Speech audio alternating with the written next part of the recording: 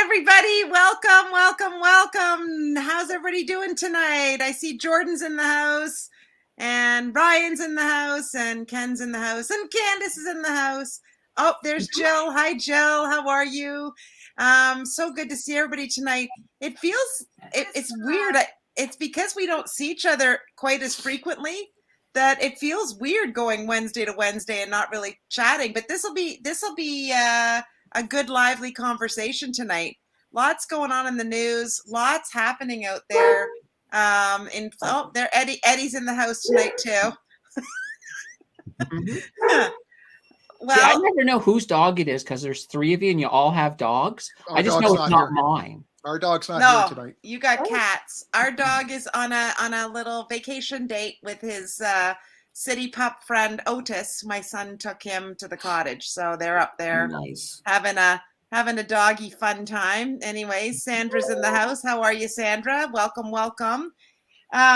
So let's dive into some crazy stuff going on. We just prior to coming on live, we were talking a little bit about the shootings that were going on, and so Ken, you brought it up and you said, what's going on with the shootings? Didn't you say there was just another shooting an hour ago?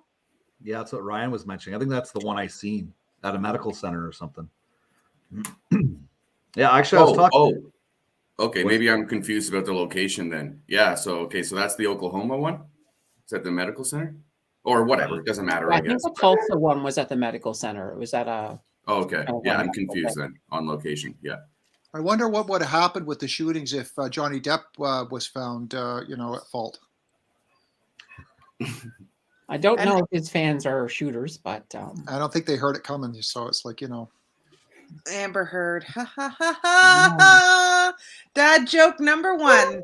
Really a joke. Yeah. Oh, Jason Spooner's in the house. So we were trying to say, we were making the comments about connecting the dots. And so what's the dots here? Why all of a sudden have the shootings risen? Has that always been the case? You go ahead, Candace. All right.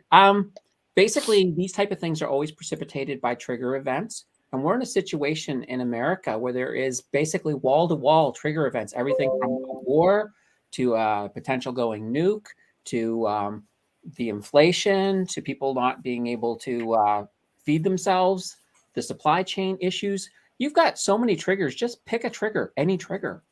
And there's no doubt that if all of the psychos are going to start shooting up places, now's the time. Yeah, I agree. I think you're right, Candace. And that is certainly what I'm talking about with our title tonight about have people lost their common sense. I think people are so overwrought with so many things going on in their world that their ability to make common decisions or think things logically through is starting to deteriorate. That's my opinion. How do you all feel about that? Well, I agree 100%. Yeah, makes sense. Look at social media. I think social media is causing it all, right? You got so much information at your fingertips that's updated every second. Right? So. No, and I think people are just going crazy. I mean, this is kind of nothing like a shooting, but take the new Obi-Wan series. There's this black actress. She's doing a good job on the show, but because she's black, she's been getting a whole bunch of racism just thrown at her on the internet, and that's just ridiculous. And what's the series? Obi-Wan Kenobi. It's a Disney Plus Star Wars series. Oh, Obi-Wan Kenobi. I know that. But it's just, to me, it's ridiculous. Like, if you don't like an actor, you don't like their character, you shouldn't be going after the person who's portraying the character. It's wrong. They're given a script and they follow it, and if they do a good job, great. If you don't like the character, if you really want to yell at someone, yell at the writers. Don't yell at the character. Don't yell at the actor. It's not their fault. Is it me that the people are starting to go after stuff that we never used to go after? People are going after comedians, people are going after actors, and it's like, what's the point of that? Like, I mean, it's insecurity is what it is, or they're just lonely and they're not mentally well. And here's the other thing too. Keep in mind that a lot of these people who go after and try to erase and all of this other stuff, they're a huge, tiny minority, but they have very, very big mouths and they make a lot of noise. So it's not as many people as everybody thinks. Most of us, I think, are pretty happy-go-lucky. But then you get those rabble rousers that come in and they just make a big fuss out of whatever the issue is of the day that they want to, fight up against. And half the time they have no personal stake in the issue at all. They're just sort of like, oh, well, here's an issue that I can wave a banner and show everybody how good I am because I'm waving this banner. So it's a little crazy. That doesn't do us any good at all as a society. It just doesn't do us any good. And it's just like there's too much emphasis on like virtue signaling and the value that has, because virtue signaling has to be the most annoying, cringe thing now. Whereas, so like, explain what virtue well, I mean, signaling proud is. to be whatever the hell the issue of the day is, or support that. I mean, what isn't virtue signaling sometimes at this point? Like, it's I like, okay, I'm not going to judge people for this, but a slight form of it would be the second the Ukrainian thing happens, everyone's profile picture changes. It's like a form of slacktivism at the end of the day, right? It's I'm standing with Ukraine, but I don't really give a shit. I'll just change my portfolio picture, and now I'm part of the crew. Like, virtue signaling is by far the most cringeworthy and annoying thing right now, and it's at like peak levels. It's peaking. It is so annoying. It's like social influence. Yeah. And it usually all starts with your social justice warriors out there. And half the time, like I said, a lot of the times they don't even have any stake in the game. Almost never. That's the insane part about it, is like all these people, like, okay, all of these protests that are happening in the summer, it doesn't matter what group, it's always the same, like what group they're supporting. It's always the same people though. It's always the exact same people. And it just, yeah, it's the social SJWs that are just on another level. What do you think is going to happen with the this whole like social justice like thing, or the virtue signaling? Like, are we at a peak, or how much further can this go? Because to me, it seems like they're almost shooting themselves in the foot by being so insane that it's making totally normal people question everything that they do. I don't know. Well, is it making them question what they do, or are they just getting sick and tired of it? Like, I mean, at some point, it's going to spill over into a literally a social setting where people are going to start to tell everyone where to get off, and it's not going to end up well. And you're going to have divides amongst friendships and groups. That's already, dude. We're seeing it's only going to get worse. Like, 2019 was the last year we all had where there was nothing different about anyone around us. It was awesome. And now it's politics, it's the vaccine, it's whatever is going on. Like, you have athletes who can't go participate in sports because they're patriotic Russians. Now, I'm not supporting the Russian war, but cancel culture is not positive. It's not positive. And I think it's made regular people, like, for instance, I'm more right-leaning, but like, let's say centrist type people, like maybe my parents, that's who I've experienced with. They've gotten to a point where now they're questioning stuff they never would have questioned a few years ago. Yeah. And it's like, I didn't do that. I've thought the same way. And yet now they're coming a little bit more. It's because they've been pushed so far into ridiculous land that they don't know what's up and what's down anymore. Like, it doesn't make sense anymore. It's full of rot. It's rot. Yeah. I just wanted to point out a couple of comments. So, common sense is all but lost. However, common decency is gone. I think Jordan might have a little something there. I've seen some crazy stuff the last little bit, and that does push people like your parents to thinking differently when decency is gone, and the ability to have open dialogue and conversation about things. And I just wanted to say thank you for the compliment, Sandra. I really appreciate it, because I was at a function today, which is where I'm gonna bring all of my topics up, was at this function today. But anyways, I think some of this has gone, we've just gone crazy, even with the fact, now I haven't seen too much political stuff in social media this last couple of weeks with the election looming tomorrow. But it was funny because one of my cousins posted something on social media, and they go, if you don't like children and you don't like old people and you don't like this and don't like that, then you should vote for me. And it was against Rob Ford. And I'm thinking, not Rob Ford. Ooh, Doug Ford. There's a Freudian slip. But you know what? I'm thinking to myself, some of all of what people see in the media is only half truths. And I'm not sure, I have to say, I was not a Doug Ford fan. I was actually quite upset that he was elected as the leader of the Conservative Party. at the time, I think it was Christine Elliott that was running up against him. And I really was hoping it was going to be her, but I didn't care for him because of the influence from his brother Rob. I had real issues with Rob, and I'll get into that why I had issues with him was completely off the chart and not for regular reasons. But anyways, but I have to say that actually Doug Ford, I don't know how anybody could have come out of and led through that pandemic. I don't think that you could have. I don't know. He's a capitalist, for crying out loud. I don't think he would have kept the place locked down as long as he did if he really didn't believe in his heart of hearts that he had to do it, and because he's a capitalist. I don't believe that. He's a politician first. So if he didn't keep the lockdowns in place, you would lose. Ontario's full of liberals. Let's look at, I mean, it's literally red. If you didn't keep the lockdowns in place, he's as good as done in this election. But the liberals don't. My cousins are all liberals. They're no, I know, but when Doug Ford is conservative by color and then keeps mandates in place aligned with federal liberal government, right? That's almost like the perfect scenario for him because he's blue, but he's doing everything the liberals are doing.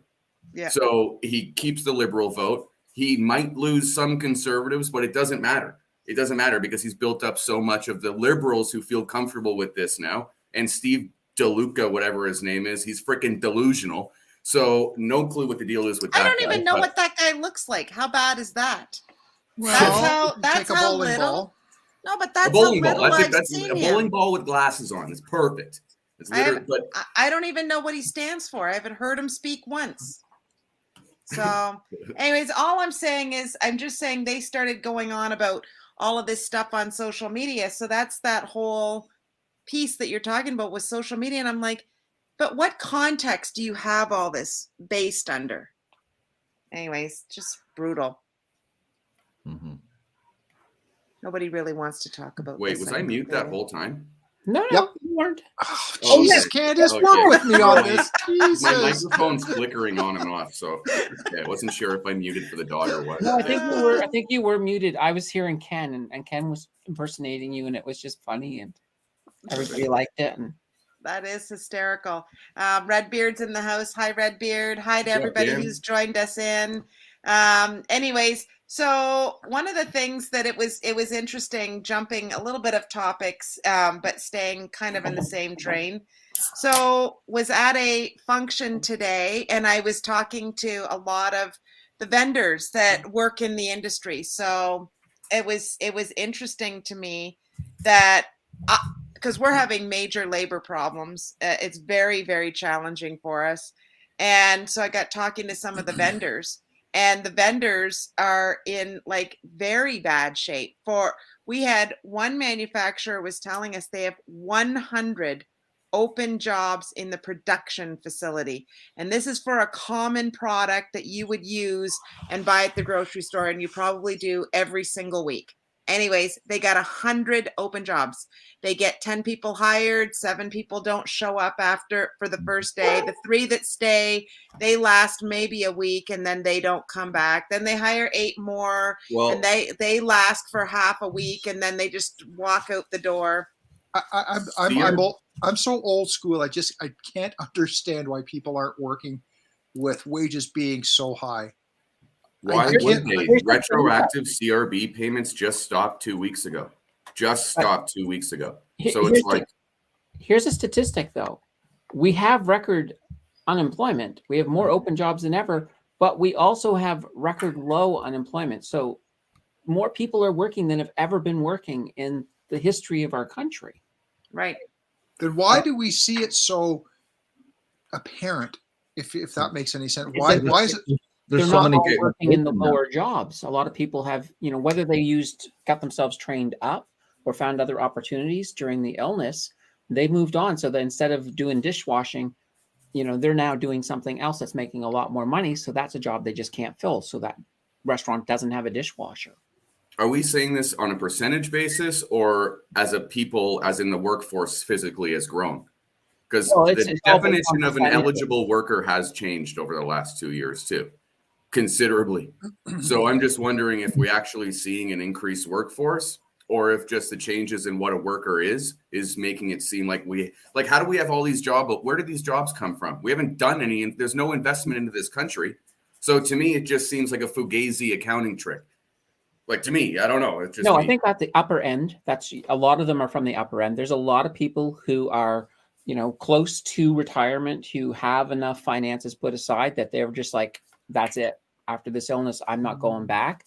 And I think we've got a big, big lump. All of those baby boomers moving up there. It'd be interesting if we could get a statistic on how many baby boomers who aren't yet at retirement age have decided to retire early. I think we're going to find a lot of numbers in that spot.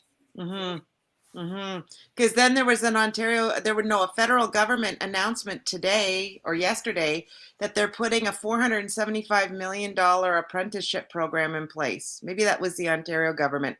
I'm not sure. One of the governments has put this Probably in Ontario. to try to get more people into the trade section. I'm telling you right now, if we are going to continue to be in this. So this is what I mean about connecting the dots. So if we don't have people going in to help manufacture things in this country until we get automated, and automation has to happen now because we really recognize it's not coming back. So I read the most beautiful article today. You guys know how I feel about automation with respect to employees and all this kind of stuff. The robotics in the United States, this is only for the United States, has literally by a factor of like freaking 10 skyrocketed with warehouses and fast food restaurants, everybody doing what they can to replace a person with a robot. Yeah. And when you're talking about trades, you can't exactly do that on a custom scale, on a bigger scale with a robot. And so this is the thing. A pharmacist makes about as much as a skilled tradesperson. And if you think I'm screwing with you, why don't you talk to a tradesperson kind of thing? I'm not. But a pharmacist job can be almost immediately replaced by a robot with a certain program. So a pharmacist is useless now. And yet the guy who's going to frame your house, he ain't going anywhere, dude. He's not going anywhere. So it's one of those things. People are going to really, like, it's funny because in the 90s, I remember being told lawyer, doctor, and I wanted to be a pilot. But those three jobs, I mean, was like, you just lawyer, doctor, or you own your business or you're a pilot or something like that. Something cool, right? You're never going to, pilots you might replace. I mean, we have automated drones like nonstop all over the place. All of the war weapons are automated by guys in sheds in Texas. And then you've got doctors aren't going away, but this automation thing is going to come so hard, so fast. It's got to. I support it 100%. And then the pendulum's going to swing the other way, and then we're going to have people who can't get jobs. Because I'm telling you, I'm with all food manufacturers primarily. I was talking to one gal, and she was telling me that they are so short on egg graders that she's a top salesperson, and she's got to go in. She's got to try to give at least once a week, if not once every other week, to go in and grade eggs. She's a salesperson. That'd be like me being told by my boss, you've got to go into the factory there and you got to grade eggs. Like, okay, I will grade eggs if that's what you need me to do. But can you like, this is what's happening. Like, so we've got nobody manufacturing some of the key products. So it's just going to slow production down. So then because we don't have all these items getting out into the frequency that we need them to, and it's exponentially getting worse and worse and worse. Like, as the days go on, we don't normally notice this bad of a labor problem until July. Like, we've been noticing even in our own facility, like it's astronomical what's happening. So when you've got still high demand for goods, the supply is restricted and will continue to be restricted, then we're just going to people are going to have to keep paying more and more and more and more for those goods, because they're going to have to get the labor to do anything. You're paying a top director of sales to grade eggs. Do you know what that costs? That costs a lot of money. They have to pass all that off to the end consumer. the end consumer is going to continue to pay more and more. So we're just going to keep in It's this loop. exponential. It's one of those never graphs go, that we're goes not like going to get, this. yeah, Yeah. we're not going to get off this crazy train. And but again, I don't know I do have a few solutions. I was saying to some of the manufacturers today, I'm like, if it was me and I was in charge of the world, the food world, this is what I would say. All of you stop immediately and go to core product lines.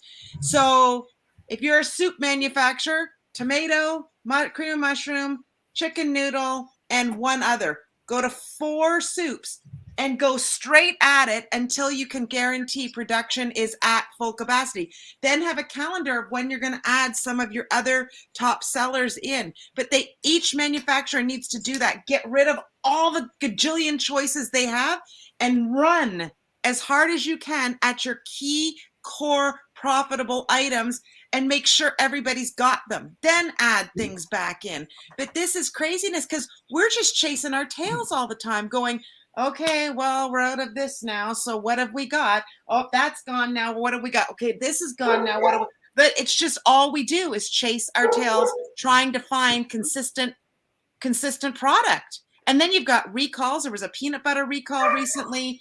You've got all sorts of, there was a raspberry recall. There's all sorts of things going on in the food world. Then you've got everybody going on strike. I mean, I think, Ryan, you would know this more than anybody, but they just had, all the trades have just been out on strike. They came back. They're coming back. Mm-hmm. Well, you want to throw one more thing in there? A lot of employees are now being a lot less productive because they know they're not going to get fired, because why are companies going to fire them when they can't find a replacement? We have that situation on my team right now. But then we look down in the United States, company after company after company, mega companies initiating hiring freezes, and not soon, at like now, hiring freezes immediately. We saw job openings in the States shrink by about 500,000 jobs, which is going to shrink even more and more and more as the months go on. How many of these jobs, like, I don't understand where these jobs appeared. That's one thing I'll never wrap my head around, is how did the numbers change where all of a sudden there's 11 million jobs? Like, I have no idea. And I'm struggling to wrap my head around where I know there's no investment. No, no. There was a lot of layoffs when COVID happened, a ton. Everybody's just trying to bring back. They're just trying to bring people back. That's it. Mm-hmm. And everybody wants more than what they had. They want a better job than what they had. Yeah. And they want more money. So of course you try and do that. You try to give all of that, but it's so many jobs. 11 million. I just can't wrap my head around. That's how many people were displaced. There was a lot of people displaced with that pandemic. And not to be morbid, but about 1 million people died too. Yeah, there was a lot of people died. Factually, though, of those million, I would say a majority were not working in the first place, given the demographics of the people who died. Right. Yeah. So I don't think. But what about in general? Like in general, the actual working age people who died is probably not even on the scale. It probably wouldn't even tick if we're talking about the grand scheme of things. Most people were sick with pre-existing conditions or elderly.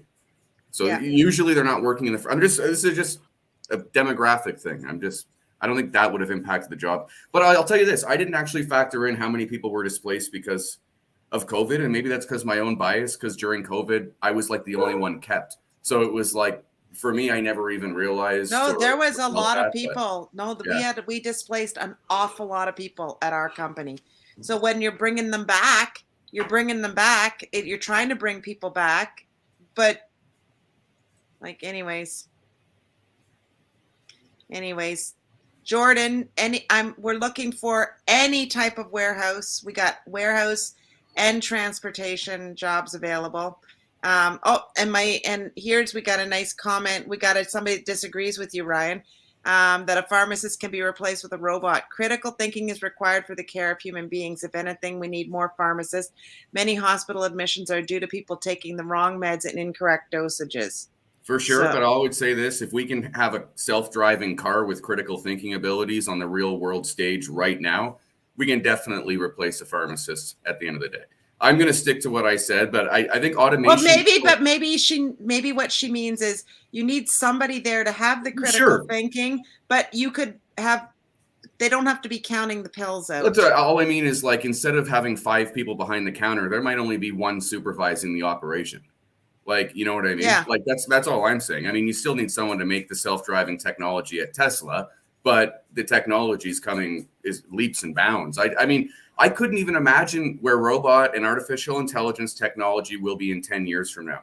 Or even 3 years from now. That's and this is the thing. I 100% think that job will morph into more a supervisory position, but it's evolving so fast that I don't even know if the trades will have the same amount of jobs, because so much of the trades is repetitive, actionable work that could be done by a friggin' monkey if you taught them how to do it. A lot of it, right? I'm not saying all of it, but a lot of the laborious work can be replaced overnight. I just think it's moving so fast that I have no idea. And one other aspect of pharmacists as well is just that human side, because a lot of times you've got a lot of elderly patients that are coming in there, and they need that pharmacist reassurance to make sure that they're going to take their pills. And sometimes they need that connection just to know that they're going to be okay. And I think that's one thing we probably don't want to sacrifice anytime soon. Yeah. Well, but okay, I think what we need to do is take it in a context where what Ryan was going with that was that. Yeah, I'm not picking on pharmacists. Right. Like, I'm just talking about AI about anything like that. Like, I was listening to one of the podcasts the other day, and he had a really interesting guy on who was talking about self-driving cars. And he goes, we put it through test after test after test after test, and it does have 1 or 2 hiccups through it. And we are so critical of that because of those 1 or 2 hiccups.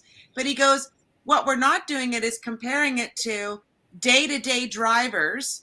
Yeah. Tim Danter, you lift up your phone to text for half a second, and you are causing a problem a lot of the times. Like, so, but the autonomous driver is not, like, they're not texting and driving. Well, they have the data that the autonomous driver is significantly more safe than the human driver. Like, the data is already out there. But Tesla always gets highlighted for every time a car crashes into a stop sign. It's like, okay. Meanwhile, there's 100,000 vehicles who just got into a car accident because of drinking and driving and foolish, reckless behavior. The human body is the strongest machine, but also one of the most vulnerable and weakest machines out there. We screw up way more than a software program is going to screw up, especially when it starts editing and learning for itself. It's insane and it's scary. This is where the UBI argument comes in.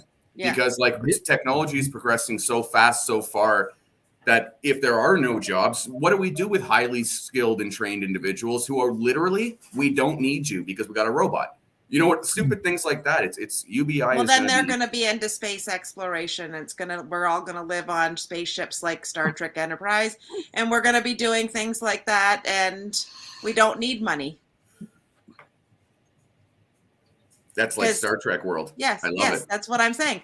We'll live on the Starship Enterprise, and we'll just all be, doing our thing. And but you mean to tell me in the future prostitutes will be free?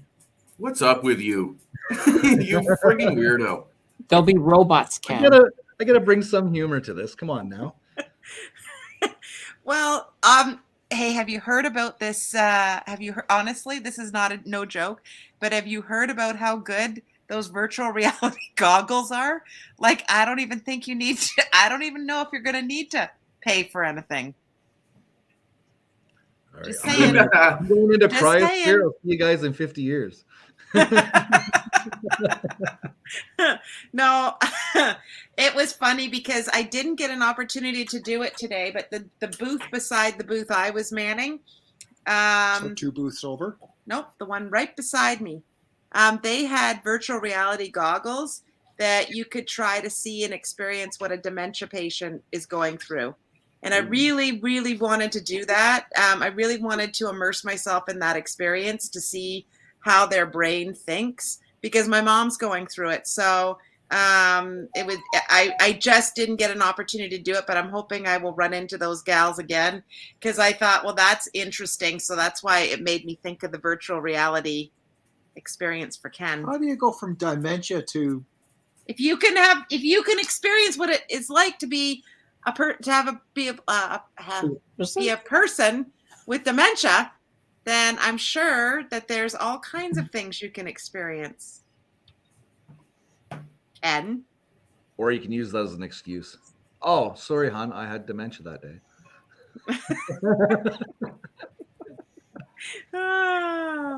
Anyways, Ken, are you heavily invested in red dolls? Eric Mitten says. Real dolls. Real dolls. Real dolls. Oh, real, not red. It looks like. I know it's hard to see with these glasses. It's not. Anyways.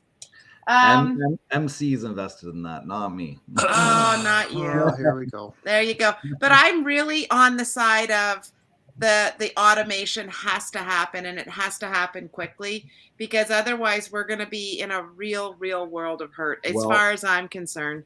Think about it this way: within the next 20 years, people aren't getting married and reproducing right now.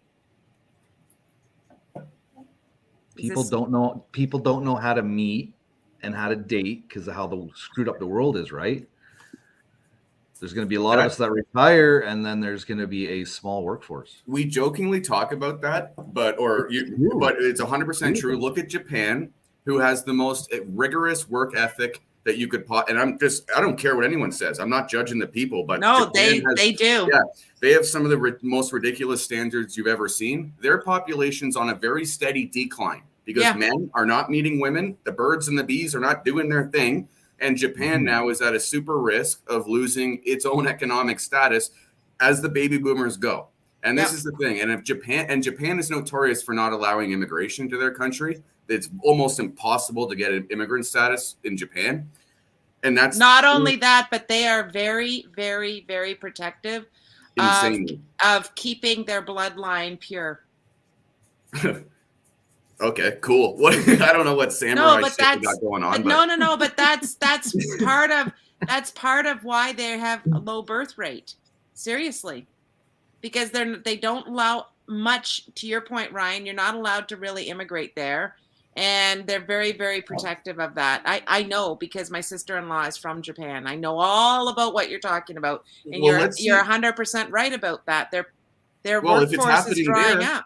Yeah, well, if people aren't going out, people are not intermingling with one another, and that's replicated over here, why would we have any different results? To Ken's point, I mean, if people aren't doing their thing and having babies, there's going to be less people here, and then we're going to be in a real issue in the baby boomers. That's why we need the automation. We do have Amazon, and before long, you should be able to order sperm and a turkey baster on Amazon, and that'll fix it. Soon, you're right, Candace. I wouldn't be surprised. In fact, I think one of us should Google it. It might actually be there. Who knows? Yeah. I mean, I'm not even kidding you. Gravy in it, the other's got the shot in it. You're like, no. Which one goes on the turkey? Maybe. But okay, so let's talk about this from Jesus Christ. Jesus. Okay, let's talk about what Eric Mittens is saying right now. This is a family show, but I could really on Ken's show make this lively. This is science. This is science. It is science. Yeah, it is. Bill Nye, the Stallion guy. That's exactly it. So Eric says it has to happen sometimes. Populations can't grow forever. And he's not. You know why it's not growing? Because people have those stupid goggles on. Nobody's got those on yet. That's coming. But Eric's not wrong on this because everything that goes up also has to come down. So we knew this going for a long time. Stop thinking about your penis. Anyways. Whoa! She said it, Tim. I did not coerce her to say that word. She said it. You know what? I was thinking space, and you just keep floating, right? That's what I was thinking. But everything that goes up has to come down. Honestly, it's the way of life. Candace, you will agree with me on this. Nothing goes up forever. Eric is absolutely right about that. It's true. Anytime I'm thrown up in the air, I come down and make a crater. It's terrible. It's shaky. Anyways, now I'm having a hot flash. This whole conversation's made me have a hot flash. Anyways, my point on all of this is, Tim, you've got to move your arm. Seriously, I'm having a terrible hot flash. So we need to get back to this because he's not wrong about that. What has to happen is as this population starts to decline, because the baby boomers, once they move through and they're all the way through, once that happens, we need to have a new economic outlook on life, because right now we are built on consumption, and that consumption with the population, we have too many people, not enough people working, not enough goods being produced. Oh my God, I'm having a really bad hot flash here.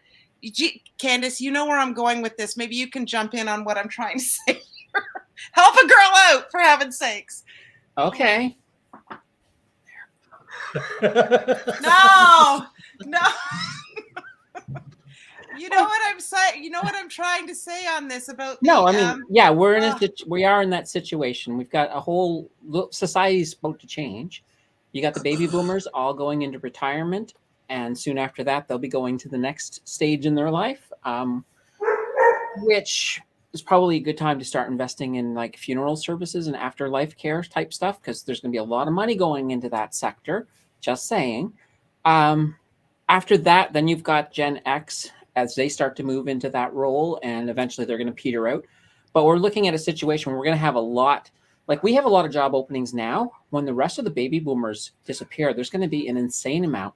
And a lot of these are top level jobs, because these are people who are at the top. So, if you are working at something and you do want to make an advance, do your best now, because there's going to be some openings coming up pretty darn soon as this all starts to filter through. Yeah. Agreed. And there's, to Eric's point, you can't have infinite population GDP growth forever in a world with finite space and resources. And, and at some point it needs to stop. So, but we're in the crosshairs right now. And Eric's right on this. We're in the crosshairs of, it's like a perfect storm of everything happening here, because the baby boomers that are retiring, guess what they're going to want to do? They're going to want to consume stuff. They're going to want to travel. They're going to want to go to restaurants. They're going to want to consume things with the money that they've put aside to retire with. And who's standing over here backfilling all of that? Mm-hmm. Or even worse, they're going to retire and then discover that inflation is so out of control, they have to go back to work, and they've already left their good jobs. So now they're going to be working at, odd jobs type things. So, yeah. Walmart checker, yeah. different things like that. So I think society is really going to be interesting. But when it comes to the actual population of the planet, I mean, it's always an equilibrium. When we get to a point that our current society can't sustain the number of people we have, people die, everything shrinks. And then once we can sustain that, we usually will shrink below that, and then we'll start expanding again. So that's all cyclic as well. And keep in mind too, with climate change and a lot of the disasters that are in front of us, people are going to die. There's no way around it. Right. And then Keith just says here, he made a comment and said, that's why we're going to Mars, Eric. So do we think Mars is the answer? Seriously? No, not anytime soon. Just to get a settlement prepared, it's a long process to get to Mars. For one, we can't just leave anytime we want to get to Mars. We have to wait until the Earth and Mars are on the same side of the sun and they're in alignment. Otherwise, it makes that trip, instead of a few years, it makes it even many, many more years. So we won't do it. That's too much fuel. So we have a window. Yeah, there's a window. Every 2 years, yeah. Exactly. There's a window that we have for actually moving. So it's very difficult. So we have to get everything there. We have to get it built. We have to have a sustainable environment for humans before we start sending people. And even then, it's going to be very perilous initially. I would say probably of all of the settlers who initially arrive in Mars, probably half of them are going to die just from the environment, from things that go wrong. So can you imagine being a settler on Mars? No, seriously, we've all just been locked down for however long with the pandemic, and people were feeling like they were going crazy. Can you imagine going to another planet and starting to do things there with limited amount of people to interact with, kind of like when we were locked down, limited space, limited resources to go and do and whatever? You have to be a certain, maybe us all being in lockdown has prepared a whole bunch of us to be exiting in a couple of years and going. You would be part of the grandest adventure ever undertaken by a human being ever. I don't think any one of the people who signed up to go and who actually sits there during launch is going to have an issue at all. I think they want to be there. I think they were picked to be there. They are definitely going to be the best people for it. In our lifetime, I think we'll see some people there working. I don't think it's going to be a settlement or anything, but like we'll probably see some stuff go up there or whatever. Elon wants to go there before he dies, so who knows if he gets there. So what do you think they'll do on the planet? Do you think they'll start with agriculture first, or is it not even possible to do that? Start with infrastructure and housing and communication is probably what I would think, like right off the bat. Yeah, because initially when you send the robots don't need the agriculture. So they'll get a complete settlement set up. And, you know, Elon's not going to send like a handful of robots. He's going to continually, every 2 years, he'll be sending another batch of robots and supplies. So they'll want to get all of the infrastructure in place. And then the other thing they want to do is they want to be able to get some form of a way to make water and food, because you don't want to be wasting your fuel shipping water and oxygen back and forth between Earth and Mars. So you need to find a way to extract oxygen there and water there and to grow food. Once you've got all of that in place, then you can bring the people in. And keep in mind too, when you talk about a lockdown area, you are going to have areas that almost simulate outdoor environments on Earth, just so that way there you can have a place that people can go, so that way there you don't get people getting all stir crazy the way you're sort of thinking in that. You want to hear something kind of interesting just about the Musk family and how dedicated to this idea they are? Elon Musk's brother actually is working so he's all into plant stuff and agriculture, farming, and all that kind of stuff. He's actually working right now in conjunction with SpaceX, trying and experimenting growing plants in zero gravity. So this is a massive family effort. Yes, I know. We fund his project. Gordon's funds his project. That's really cool. You should be proud of that. Square Root. Its project is called Square Root. He's figured out how to grow in shipping containers. And in the one shipping container is the equivalent of 4 acres of growing land.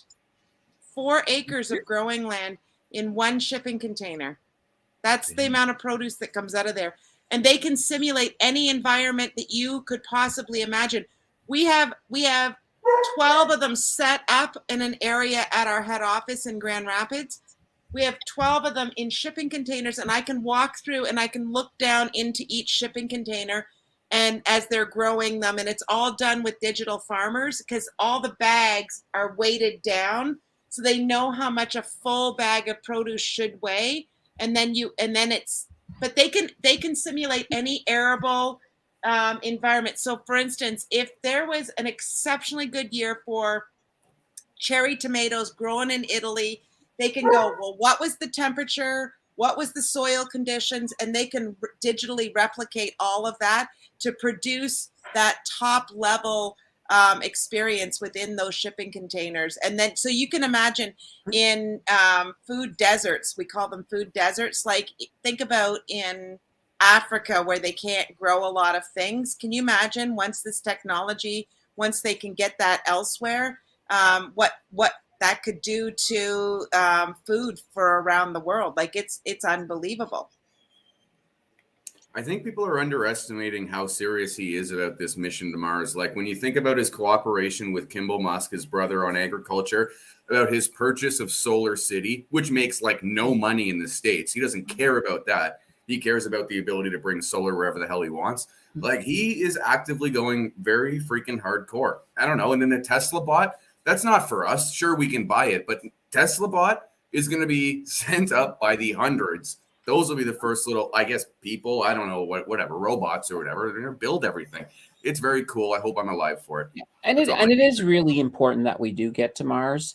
The biggest reason for that is we're in a situation right now where we have all of our eggs in one basket. All it takes is a meteor about the size of Mount Everest to slam into the Earth, and that's it.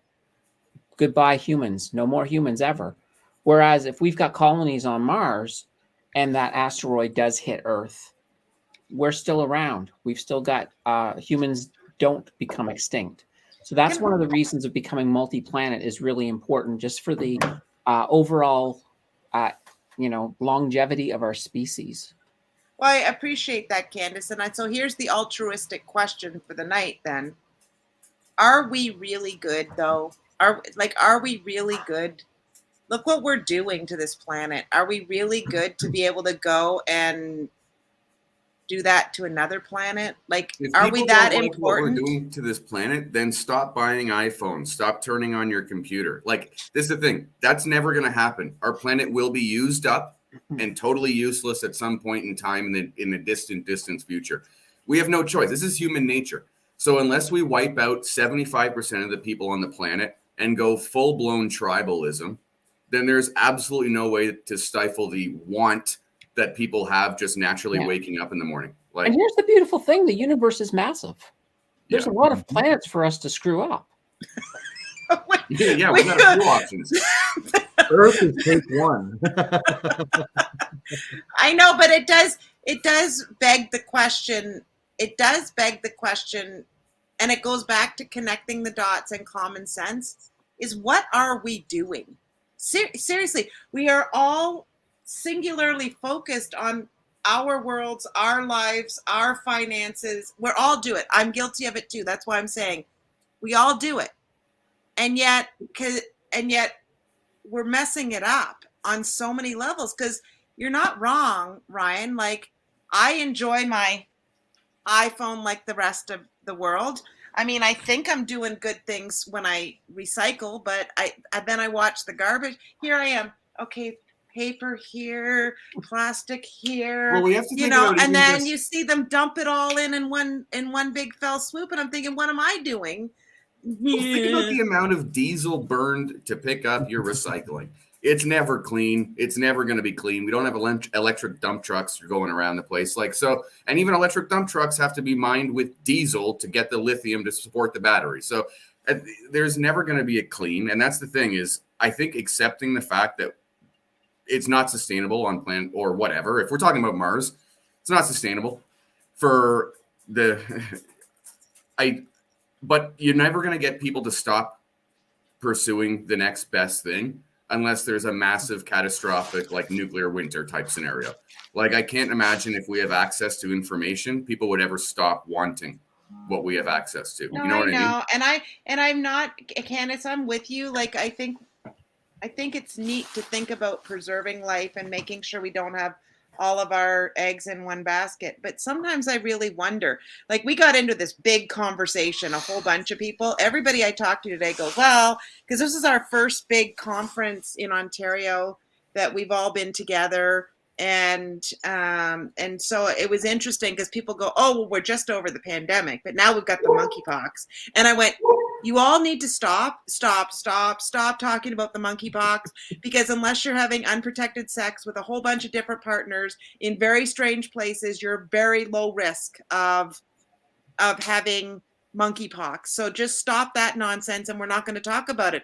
But then somebody else made the comment, and then I was like, oh boy. Well, I guess if the pandemic didn't do its job wiping out half the population, then now we've got monkeypox to try. Is that what they're saying? Are people just saying, well, do you want to know something? Saved too many people? Do you want to know something scary about monkeypox? Yes. China has found its own way, because apparently they didn't have copies of the monkeypox virus, so they actually manufactured their own copy to work with from scratch. That sounds familiar. That out there. If we're at the point where from technology we can create a contagious virus from scratch, nothing stopping somebody from bringing something back like smallpox. Right. Yeah. We have an entire lab in Winnipeg. One step forward, 5 steps back, right? That's what we're doing. You never know. Eventually we may have a point where, they're trying to get us all inoculated against smallpox, and then all of the anti-vaxxers just die. Look at all the anthrax frozen in the permafrost. And that's coming out. There have been communities in the north where the permafrost has released anthrax, and, you had a small outbreak that killed like a small community. Luckily, because in the north, you don't have the huge amounts of people to propagate it. But wasn't it amazing when we all just lived our life accepting that there are risks associated with being alive? And that's part of the freaking deal. Another thing that's in that permafrost that's pretty close to coming out is something called the Spanish flu. Oh God, can we let?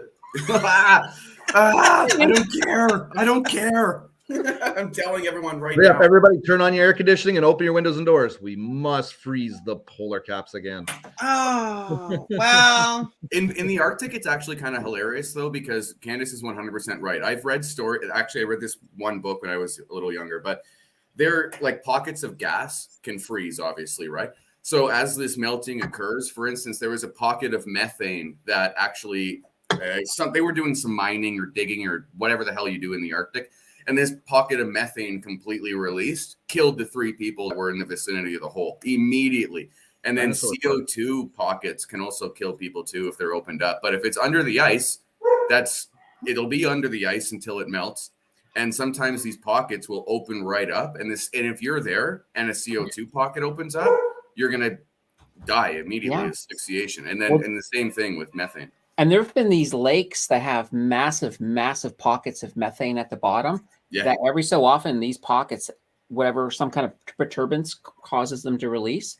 And it's actually killed entire villages around these lakes. 100%. So all of a sudden the gas comes out and just suffocates everyone. Well, that just happened down outside of Leamington, Ontario, in Wheatley last summer. They had a pocket of gas that exploded in their downtown core.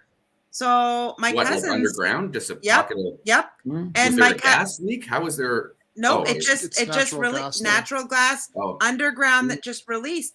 And my cousins lived right there.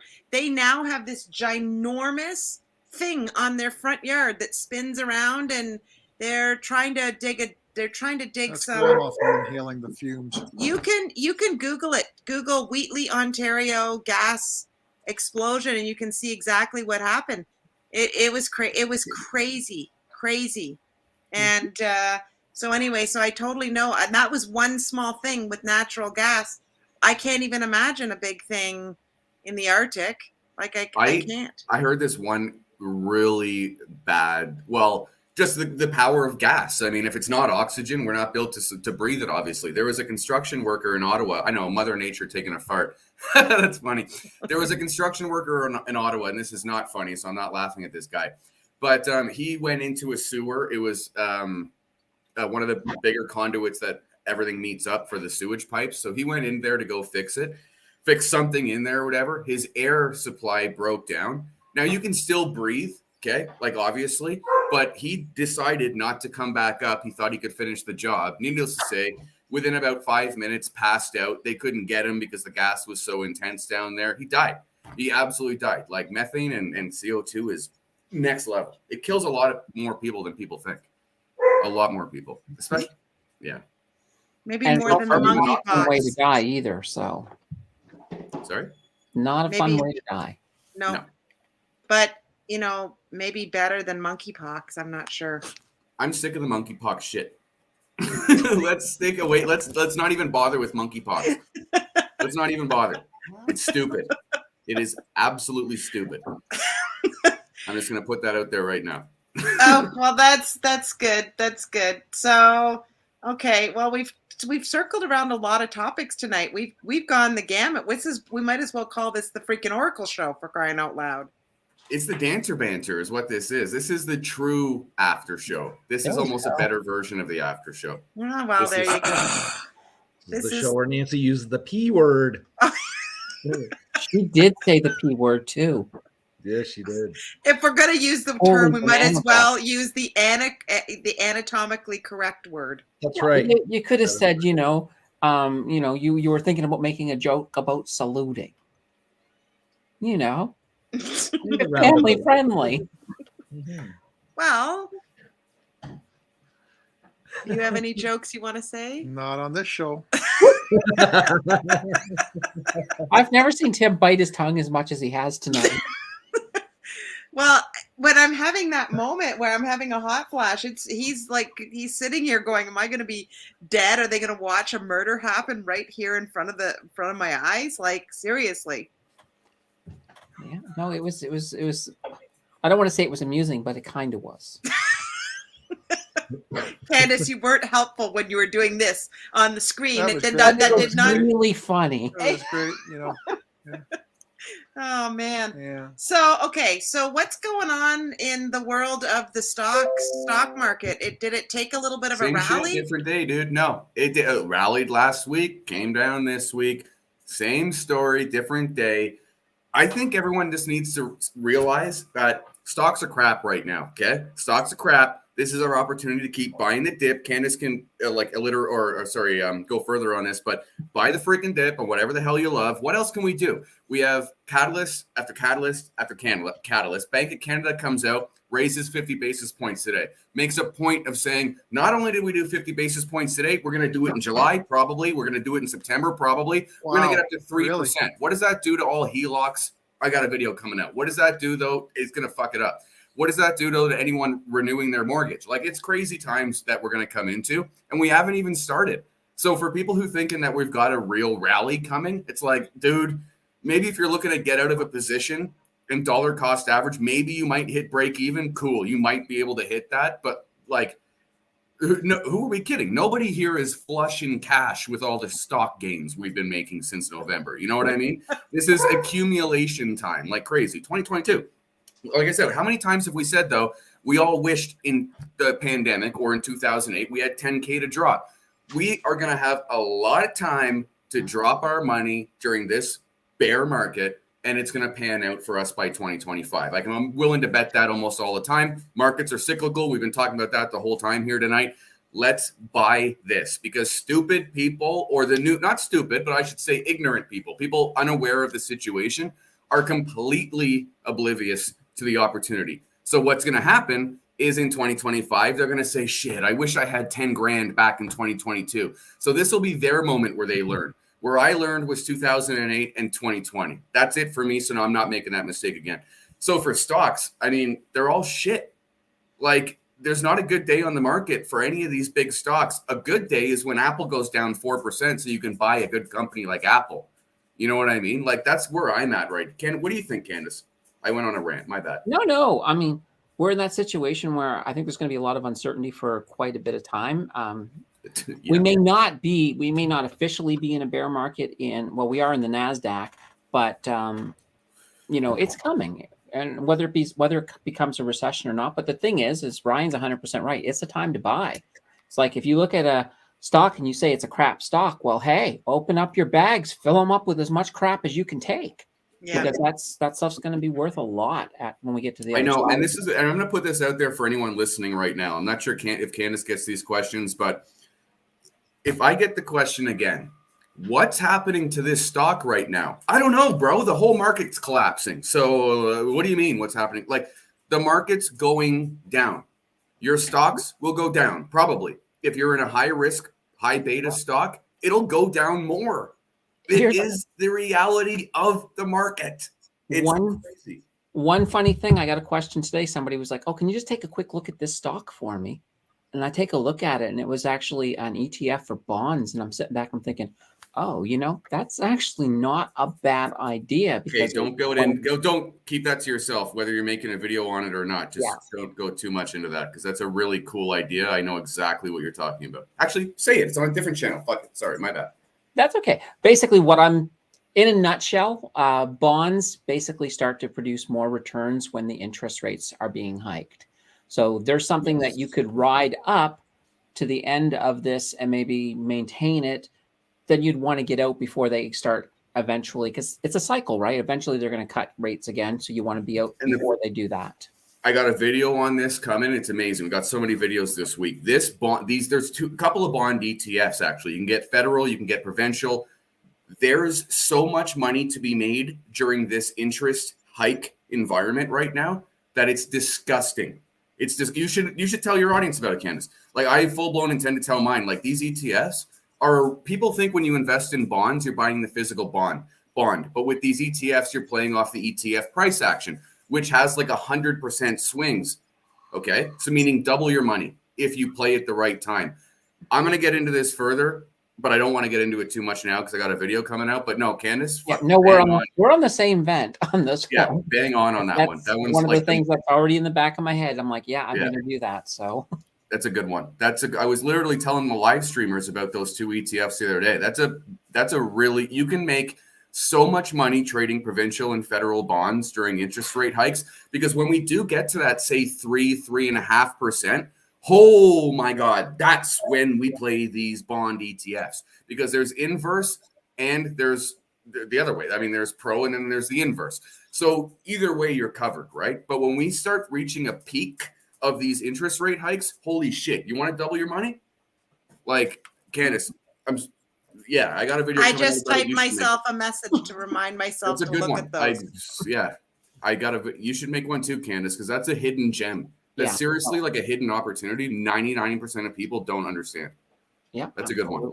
So yeah, I get the theory behind them. Is there one in particular that you guys are looking at? There's two I'm looking at, but I don't have the ticker symbols off the top of my head right now. But there's two in particular I'm looking at. Okay. Candace can show you or whatever. I can text you. There's two Canadian ones that I've been looking at, and also an American one. Keep the ticker symbols to the video. Okay. That's right. Yeah, we'll keep that. You got to watch these videos if you folks want. Yeah, that's right. Free information. It costs your eyeballs. Right. That's over on Mountain Finance and also on the High Ride channel. Yep. So, okay, we've gone the gamut. We've gone round the Garden Gate on a bunch of stuff today. What about the only thing we haven't touched on is the housing? What do you find at a fair? Sorry, Tim? What do you find at a fair? A ride. Rides. What else? Your partners. Concessions. Yeah. Cotton candy. Cotton candy. Hot dogs. Hot dogs. What the hell is this? Where are we going? Carnies. There's carnies there. Clowns. Well, I want to challenge all these companies that are putting up false advertising about a job fair. There's none of that there. Oh my God, Tim. My heart and soul prays for that joke. I'm praying for you. Oh my God. I hope there's at least one person. Can you imagine the disappointment when I was going in for cotton candy and stuff? It's like, fill out the application. It's like, no. Job here. What kind of clowns are running them job fairs? I want my Mountain Dew. Do you guys remember back in the day? So I was really young. I think I never saw one after this, but back in the 90s, like when the circus would come and there would actually be elephants and stuff. No, seriously. Like, I'm not even kidding. Yeah. Like, I went to the circus. I saw elephants. I have a picture of me sitting on an elephant in one of those baskets or whatever. And it's like, that was cool, but I haven't seen an elephant since. Sorry for just having a mind memory lane here a moment. But yeah, the elephant sitting was pretty cool. I'll put that out there right now. I think there's a lot of people that got up in arms about those type of things. I bet. It just wasn't life easier in the 90s, okay, when we assumed that the elephants were really happy. Like, it was just easier back in the day. It was easier. Hello. Yeah. Oh, is that Stephanie? Haven't seen her in a while. Yeah, it's Stephanie. Bonjour Soleil. I used to get that so confused. I know. I want to ask Stephanie a question I'm asking the question because we live near. Go right ahead. It's your show, honey. Yeah, well, we live near a really active Legion. And so what I want to ask Stephanie, because I know she works at one, Tim believes that you have to be a member of the Legion to go there. You can't just go and play darts and have chicken wings at the Legion. But I think that you can go to any Legion, like at any place.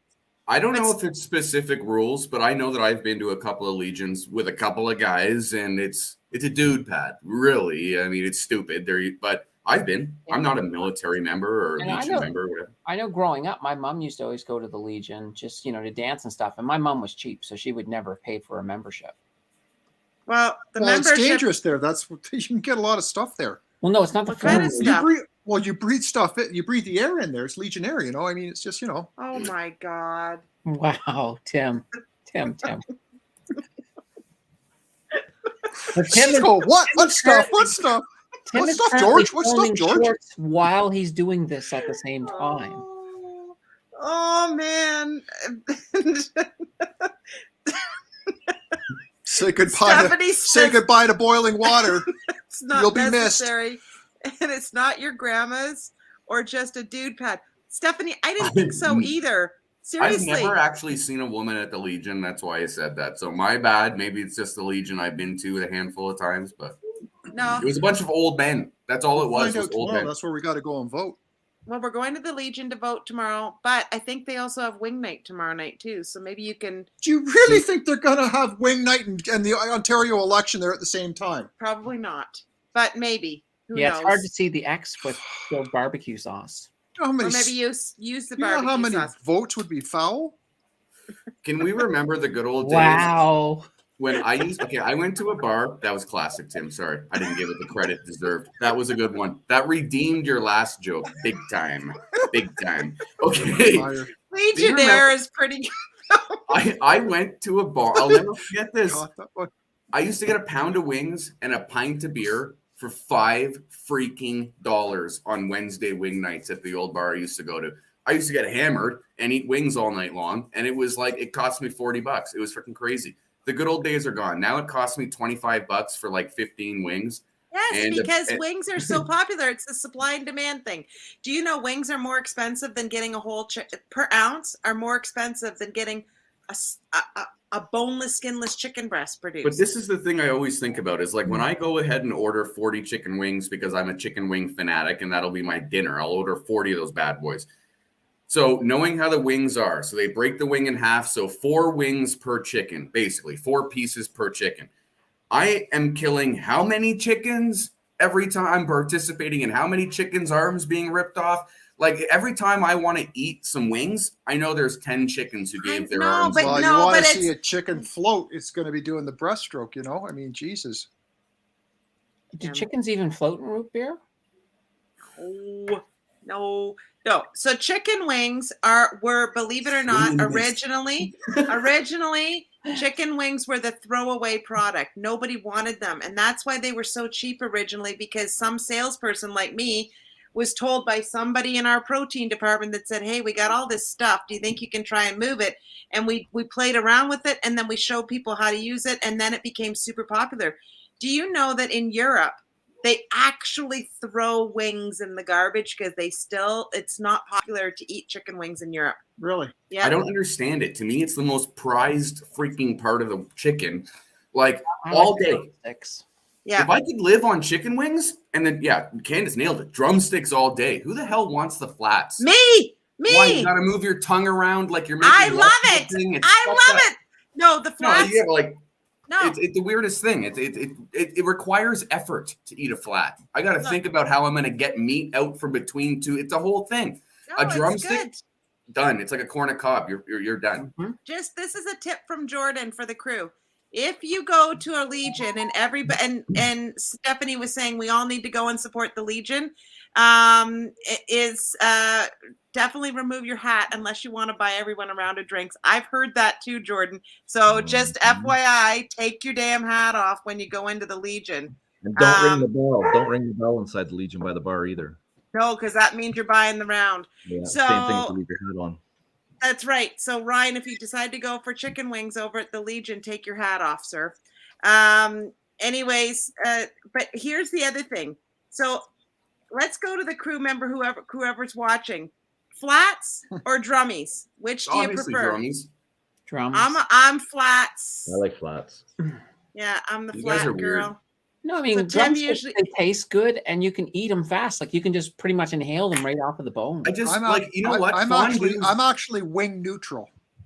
No, you know what? No one likes a guy sitting on the fence, bro. You're not wing neutral. What's the first wing you naturally pick up? Guaranteed? It's the biggest drumstick in that bitch. Actually, no, it's a flat, and then I move over to drumsticks because I've got a way. No, I got a way where I hold the flat, and I take my fingers like this, and I go right down, and it puts all the meat at the end of the bone, and it just comes right off like that. I've seen that stuff on TikTok, but I never knew someone works who like a actually dream. did it. Absolutely works like a dream. Yeah. So okay. Do you know what? Okay, second poll because. Keith says he likes the flats. Jordan said he'll do both. So we're sort of 50-50 still here. And see, we have customers that want only the flats. See, Stephanie, wow. I know I love the flats. Wow. So that here's blows my mind. I know. I literally when Tim and I order the chicken wings, sorry, honey, you gotta move that. I'm stuck. What we have to do is Tim and I literally split the plate. I'll take the flats and he eats the drums. That's the only way I'm getting married. I've realized that is if I have someone who wants the drums, it's over. Sorry, it's a Seinfeld of episode, but it's that simple to me. You're done. Or you can just, as Stephanie says, you can just order drums. Okay, now I will say this. If you call a restaurant and ask them to make you an order of only flats, no problem, sir. Hang up the phone. Ask them for only drums because I've done it. Not happening. I think the drums have it. I think the drums have it. I don't think so. Oh, yeah. I don't think when you ask for only flats, from every restaurant I've worked at, we'd be like, oh my God, awesome, awesome, awesome. We have more drums for our own staff meal. Yes. Like we would just, because you have to mix it 50-50. Like, and this is the thing. You go to Costco. I was so pissed one day. Get this. I go to Costco. I was losing my mind. So I go buy some chicken wings. It's a drum. It's a flat. Drum and a flat. And there's 2 layers of chicken, right? I'm like, okay, giant chicken wing pack from Costco. It's evenly balanced, whatever. I hate the flats. I go home, and those sons of bitches who packed my friggin' wings, all flats on the bottom layer. What do you think they did with those other drums? They put them in their own pack, and they scanned it out when they left work, those bastards. Anyway, I think people underestimate the power of the drum. If you can't get a full order of drums, but you can get a full order of flats, that right there says it. Okay, so then do you guys then this is the question for you. When you go to the grocery store, do you buy drumsticks? Yeah, Like chicken wings? I mean, the thing too is drumsticks are huge around the holidays as well. I mean, there's a whole song dedicated to them called "The Little Drummer Boy."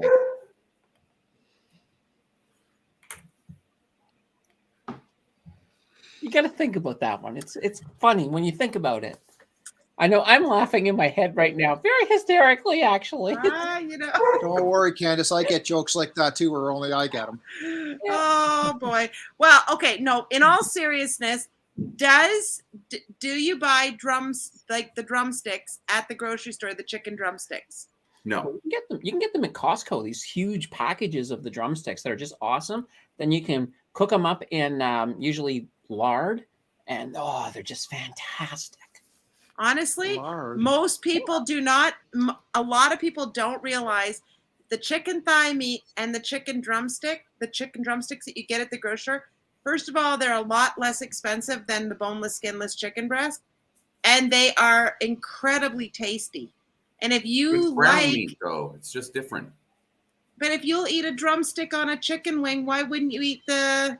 A chicken wing is built for me. I like peanut butter, but I hate peanuts. I don't know what the deal is. Like, I like chicken wings, but I can't do the drumsticks. It's so, brown meat kills me. Every time I cook chicken thighs, it's soaking in grease. No, I'm like, what? Okay, Ryan, I'm confused because you'll eat the drummy. I'll eat peanut butter. I don't eat peanuts. Don't ask me to explain it. Trust me. I have no clue. A little drumstick chicken wing is not the same as like a big chicken drumstick, though, to me. Like 2 totally different things. And I know that sounds mental, but that's how insane my brain is working on that. Okay. Here's my other question. Staying on the chicken wing conversation, because these are some of the things that are perplexing to me. This is like the hot dog and the bun conversation. So of the chicken wings, do you like the big giant chicken wings, or do you like the smaller chicken wings? Do you like the fryers or the roasters? I 100% prefer deep fried over oven cooked chicken wings. No. Size. We call the roasters. Yeah, no, I was addressing the second part of the question first. But yeah, as for size, I tend to find that the bigger ones are really filled with fat. And maybe that's just me. I don't mind the smaller ones. I find they're just dense with protein. Like, I love it when it's just, I just don't like biting into like an oven baked, greasy, soggy chicken wing that's huge. It's like, to me, that's disgusting. Like, I'd rather have a tiny, dry, fried piece of protein. That's me too. Rip it apart.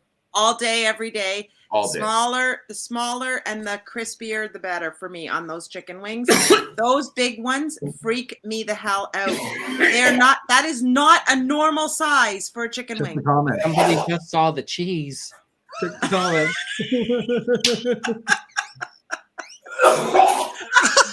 Yeah. His own mother. I wonder if she ever gets anything from the first day.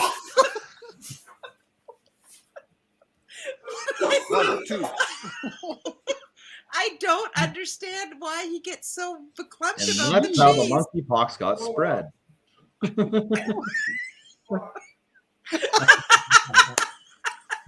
Holy banana bread! There it is. Christine, you're going to have to. Somebody needs to call that guy a medic. Oh, look out. Notice the dog stopped barking now. The dog's giving him CPR, probably. Dog's going, what's that coming out of your mouth? Christine, why does cheese bother him so much? Like, what is it Holy about shit, Mom shows up an hour and 15 minutes in and whoop. that? Okay, Ryan, was that just from reading your mother's comment? Yeah, she's a dummy. What the hell? Someday you're going to have to tell us what happened. Don't watch TLC and eat cheese curds. Just don't do it. I don't even want to get into this. I will puke everywhere. You already did. Who eats cheese curds and watches Mrs. Simple Popper? I don't get that one. Well, I mean, at least warm up the cheese curds first. Oh, God. We Mix need them to with some change gravy the sometimes. subject. We have to change the subject.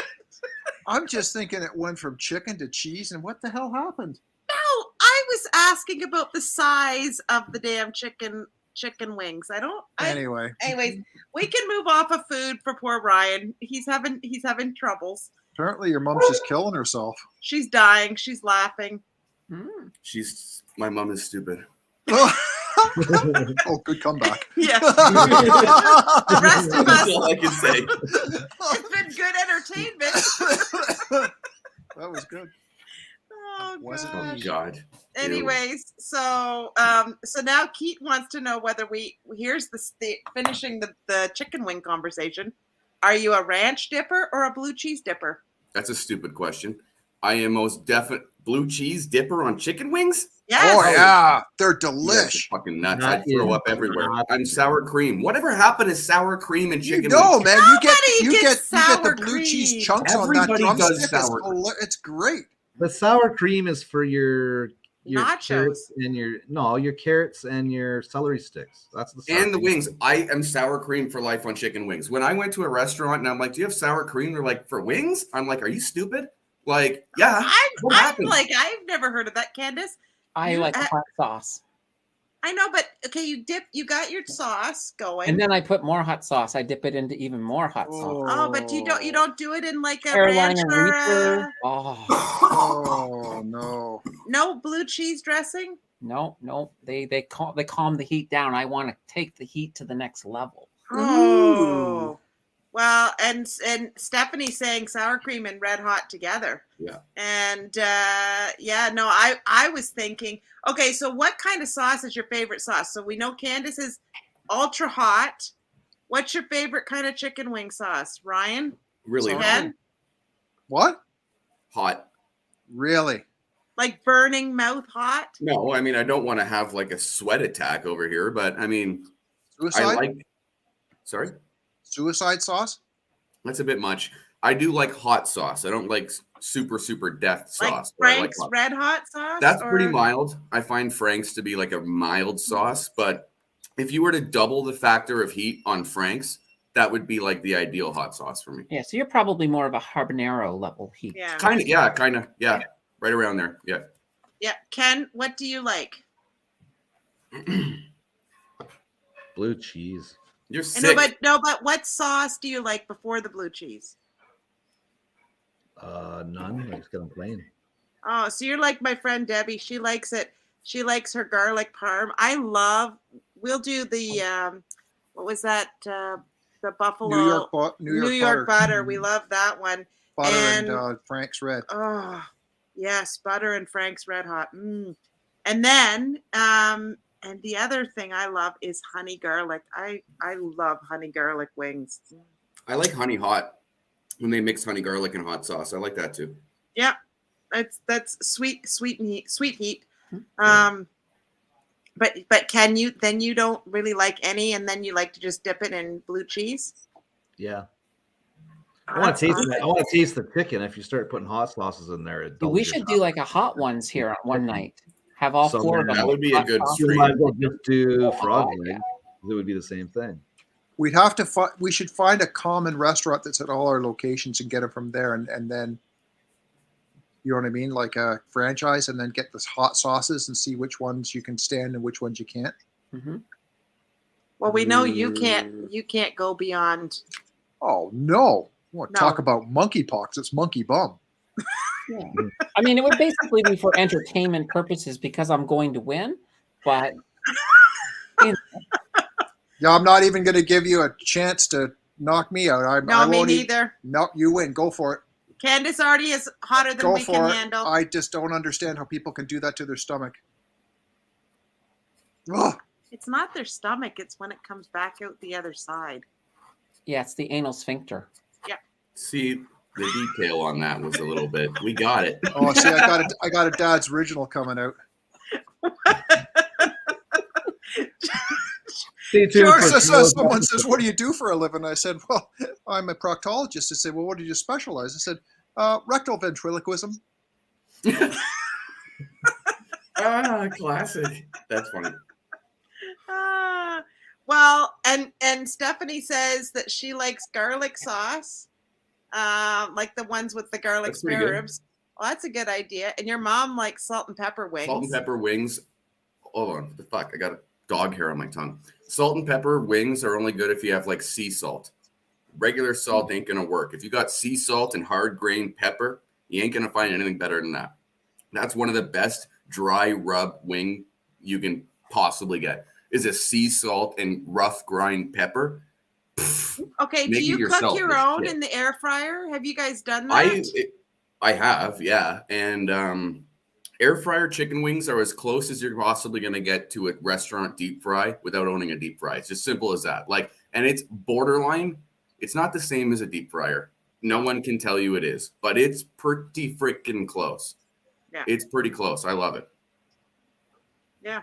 Anyways, Candace, do you make your own wings or do you buy them Well, out? no, when I used to make not wings, I don't like the bottom. I don't like the flat end part of the wing. I just like the drumstick part. But I used to just take some animal fats, some lard, and melt it in that, and I'd cook it in that. Basically, about 2 minutes, 2 to 3 minutes on each side. Flip it over 4 times, and then you'd have like the perfect drumstick. And then you could have your dipping sauce. You know, some really nice either Carolina Reaper or Trinidad Scorpion, and this goodness. That is hot sauce. That is really hot sauce. Yeah, these are over a million on the Scoville scale. Is a good place to be. And your mouth doesn't go on fire? No, but here's the thing. I used to have a roommate in university, and we had a contest to see who could make. We used to take turns making homemade pizza.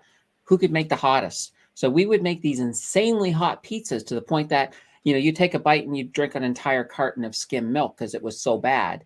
But as you get more and more exposed to it, you build up a tolerance to the point that it doesn't really affect you. Now, if I have no hot sauces for like an entire year, then I'm gonna feel it because my resistance has gone down a bit to it. The problem with hot sauce, do you not? Well, I know this to be 100% fact. I remember seeing this on like a documentary about coal mine workers whose tongues and palates were affected by dust or whatever, but they only ate the hot sauce because that's all they could taste.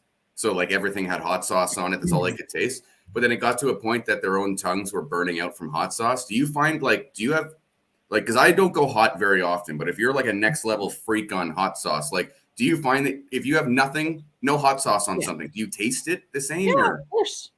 Yeah, but Also, keep in mind too, it's not like I have insane hot sauce every single week. Okay, I probably run into it maybe once a month. Oh, yeah, okay. That's Yeah, it's just the opportunity arises, I have it. I love hot sauce. It's good. It's good. Yeah. Oh man. I think I like hot sauce because I'm a cigarette smoker, and that's probably the only thing I can possibly. That's why I think I like hot sauce. It's to just boost up the taste bud reaction. Simple as that. I love it. Like, that's awesome. I'm convinced. Okay, so let's go quickly and talk about what everybody's got going on. Because Candace, have you got a couple videos coming out this week now? Yeah, I always have videos coming out. Tomorrow's a video by request. Somebody asked me if I could do a deep dive on Canadian Western Bank. So the CWB tomorrow is my my video, and then we got the news once again back on Saturday. And guess what? Elon is going to be back in the news. He's already come out today with a interesting story about if you don't show up to work, I'm assuming you've resigned. That's what he told all of his work at home people. So get the Really? yeah. Get, Were we literally boy. talking about this like a half an hour ago? No? did you? I didn't Oh, hear you. sorry, I'm confused. No, I was mentioning it on today's live stream. Sorry, totally Oh, crossover right, events. yeah. Yeah. Oh, sorry. Yeah, and then Monday I've got a video planned for that as well. Though I am thinking about. Yeah, I won't say anything right yet. Okay, good. Coolness, a lot of coolness. So go back to Elon Musk for a minute. Is he moving forward with the purchase of Twitter? Like, is that a go? Because it was all I've read is back and forth and back and forth. Is he going forward with that purchase? Right now, it's still technically on hold, and there's a lot of back and forth between him and the board. I mean, at one point they were looking to actually sue him because they're blaming him for the price tanking. Mhm. But I mean, with like the price of everything tanked. well, they're no, saying when that he brought out the bot stuff, all of Yeah. the bot stuff. They I felt literally they were got fine. a perfect Nancy. If you're even questioning it, this is no opinion video. I just go from there's about 16 dates that are relevant. I've got a Twitter timeline video that was released yesterday. Funny enough, but from January 31st to May 16th, and there's about 16 points. All I do is read what happened. If you're actually curious, you should check out that video. I tried to make it as quick as humanly possible. It was just what happened with Twitter. And right now, I wouldn't worry about Elon Musk and his issues with the spam bot. Check that out because he violated a non-disclosure agreement. The SEC is all over his ass for that. I mentioned a little bit in the video. He doesn't give a shit at the end of the day. It doesn't really matter because it exposed the complete lunacy of the sample basis, right? So it's one of those things. But that deal ain't freaking. You should watch the timeline of the video I did. It's like quick. And it's like 16 points of everything that's changed, and it'll show you how effed up that deal is.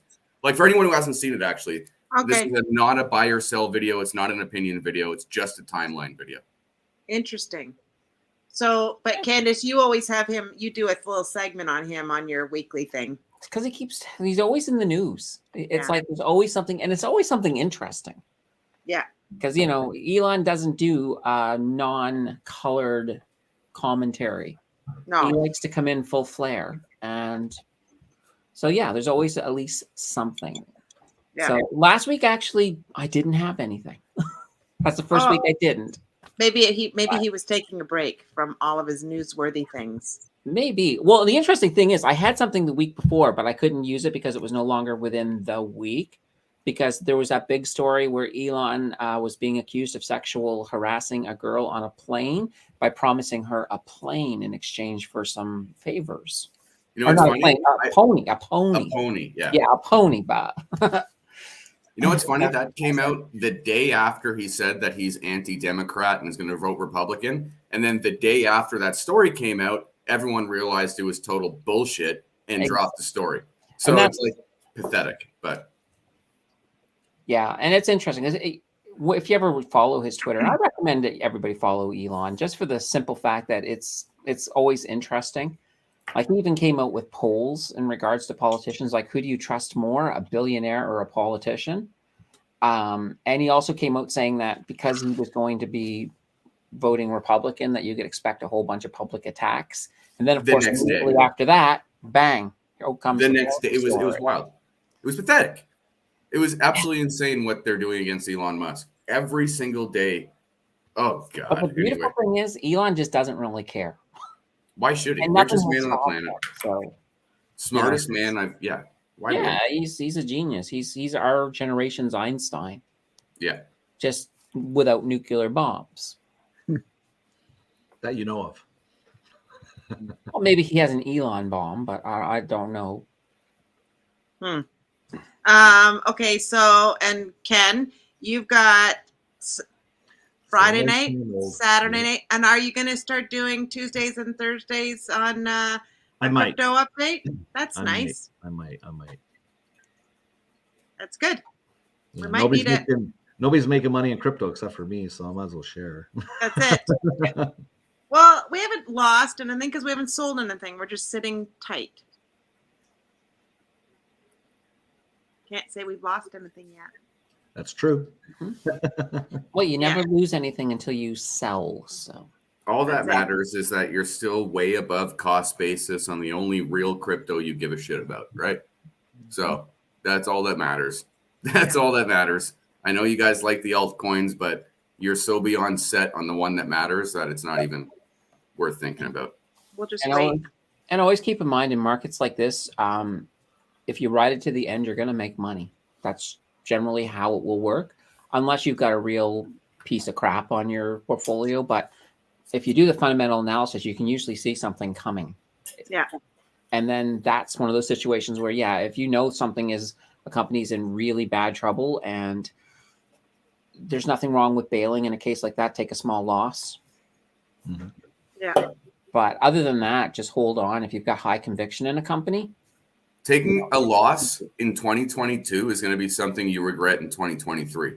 Yeah, That's just my exactly. gut. Okay. Yeah. So this is not financial advice at all, but you sell out in 2022 of anything, I'm willing to bet that in 2 years you're going to be disappointed with yourself.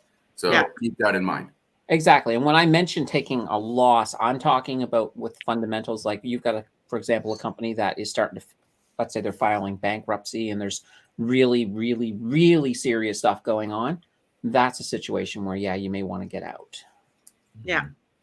Also, too, we have to think about too. I remember making this video like 6 months ago, but the great altcoin reshuffling that happens every couple of years. Okay, so you have to keep that in mind too. I know people don't really bring that up because we all have our pet projects and stuff like that. I've got my own, but we got to keep that in mind too. Like the top 10 last year is not the top 10 now, and it's not going to be the top 10 next year either. Yeah. So you've got to keep that in mind. There's a reason I moved everything over to Bitcoin. Just saying.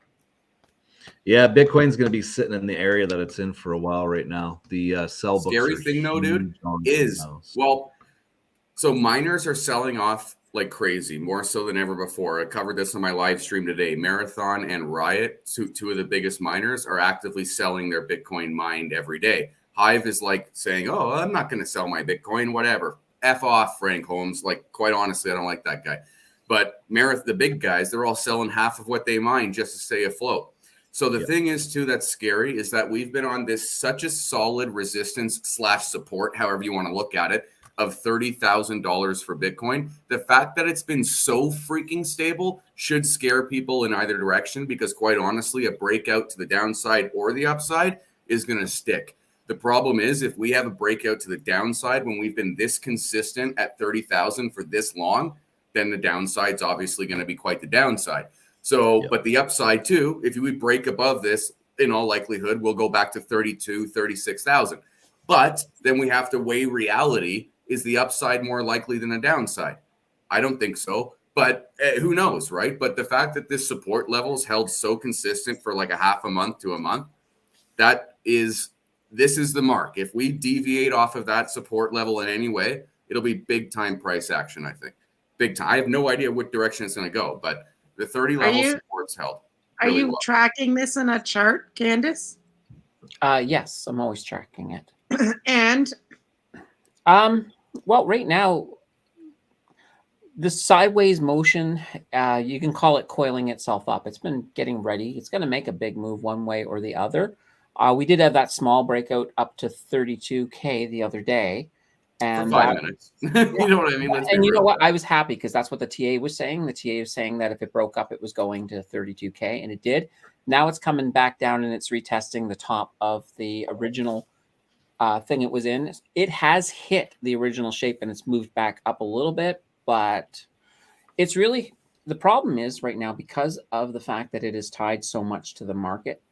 It's going to be really, really hard for TA to or just for Bitcoin to do anything of its own volition at this point in time. It's not going to. People need to wrap their heads around this. I don't know how long I've been saying this when people disagree with me. I don't even care anymore. It's tied to the market. If you think the market's going down, so is Bitcoin, folks. Get used to it. Like TA with Bitcoin's almost hilarious at this point because again, it is so tied to the market. When we're assuming like, oh, TA is relative to the support and resistance levels that the product itself faces, right? So it hitting the 32 level mark, yeah, that's a great validator of a support and resistance level or support resistance level, right? That's a validator with respect to the levels that we're going to hit, right? But it doesn't speak to at all where it's going to go. So where it's going to go based entirely on its correlation to the NASDAQ right now. Okay, let's just use our fucking heads for a second. Common sense isn't so common, but this is an easy one. Why would Bitcoin go up if the market is going to go down? There's no common sense to this whatsoever. Miners are selling off at record rates right now more than ever, selling off just to stay afloat. We got Michael Saylor. I'm going to keep buying the top. I mean, that guy's out to freaking lunch. His stock all over the place. No one knows what's going on with it. Bitcoin is so tied to the market right now that anybody doing like, God, it's almost, remember how we talked about qualitative versus quantitative? Like, so this is borderline a qualitative thing where fuck quantitative. We need to go pure qualitative on how to judge Bitcoin price going forward. And it's based on the economy and our generalized situation because Candace nailed it. There's no differentiating factor between Bitcoin right now and its tie to the NASDAQ 100. And that's been a fact for I don't know how long. I'm glad people are starting to realize this, but it's like, if the market's going to go down, so is Bitcoin. Play accordingly. And everything is correlated. Here's a piece of advice. If you're watching the market and you see that it's about to, let's say the market starts to go up really sharply, there's usually a time delay. So Bitcoin will not go up immediately. It'll usually go up a little bit later. So you can play that, but at the same time, I don't recommend it anyway. Yeah, pure day trading right there. That absolutely is, and it's insane risk. I don't do it myself. But I'm not knocking Candace's TA because Candace's TA is incredible at establishing the resistance and support level points for validation purposes, which is incredible, especially if you're making short-term trades. But we have to just keep our zoom out, everyone, and think about what drives the price action at the end of the day. So if we get negative economic news, it doesn't matter where that TA says it's going. It's breaking out to the bottom of whatever the fuck you just planned. That's what's going to happen. So at the end of the day, focus on the American economy, focus on China and a little bit of Europe, and you can figure out real quick where this is going to go. Because if it is delayed, and I haven't tracked it, so I don't know, I'm going to start looking into that. If it's delayed, then this is the perfect opportunity to know whether or not you're going to be buying today. Not necessarily selling, because I don't think day trading is great, but at least to help better define your buy opportunities. Yeah. TA is great for the established levels, but Candace, I know you can tell me this is fact. Now that we have these established support and resistance levels, what the fuck is TA going to do for us? You know what I mean? Nothing. We know where it should stop. We know where it should go. And then being validated is fantastic, but that's a known thing now, right? So now what drives the price? It's obviously the economic news outside of crypto as a whole. And then we have to, housing news is going to impact the price of Bitcoin in the United States. So let's start focusing on the reality of the situation that I don't care how many Lens and Joeys there are out there, Bitcoin maxis don't drive price.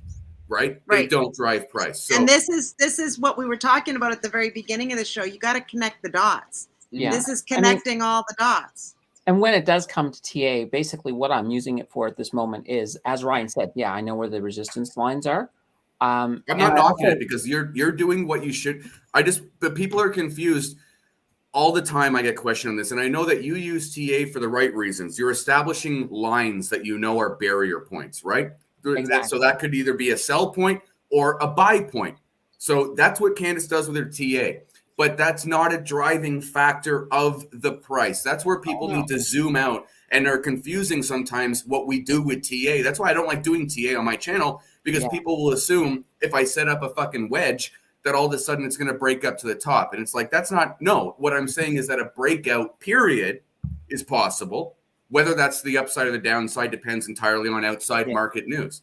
So it's people need to take that into consideration. I'm not knocking you, Candace. I'm saying people misinterpret what we do. But just for the audience to give you sort of a clear idea, is what I look for is when it breaks out of a pattern, first of all, I need a confirmation that it's broken out of the pattern. So I needed to close outside of the pattern. then it just tells me, all TA is going to tell me is that, like in the pattern that we just had, it told me that, okay, probability is it's going to probably make it to 32. That's where the resistance is, and that's where it's most likely going to come back down, which is exactly what it did. Or face resistance. But the fact that you, before going back up, but the fact that you were able to establish those points, that's what people need to take away from the TA, is these incredible established points in the chart. Now, how we get to those points is where people need to stop relying on TA and crypto news and move entirely outside of crypto. And here's the other thing too. Don't always be positive. Look at both sides, like, because it can break up or down depending on what the market does. And if it's going to break down, know where your resistance points are, because those are going to be good places to perhaps start your DCAing in. Exactly. Like, for instance, if we have a resistance point at, say, 22,000, I have no idea. I'm not looking at the chart right now. Let's just say 17 or 18,000, whatever the point is. If we have a catastrophic fall, we will get to the nearest resistance level first, obviously, right? So that's why the TA is absolutely incredible. So that's why doing like a dollar cost average thing is great, because you're playing the daily average. That's the safest way to do it. But if you're not doing a daily DCA, then that's where you rely on not TA to find out what's going to happen, but TA to decipher whether it is your buy moment or your sell moment. So if it were to hit a resistance or support level, that triggers a buy alert to you. That should trigger a buy alert to you. But if it's anywhere in between that channel, it's fucking irrelevant. Okay? So that's the whole point of Candace's TA, but people cannot be confused, because I get these questions all the time. TA doesn't drive the price, all right? Yeah. It doesn't drive the price. TA is how you react to what's going on. So that's the thing people need to keep in mind, is these levels that are pre-established, that is your buy point or your sell point. That's it. And all the TA that we're doing is so that we can further amplify the importance of these points, or further predict its relevance, or the predictability, whatever. Just the fact we need validation on these points. So that's what the TA is doing on Bitcoin.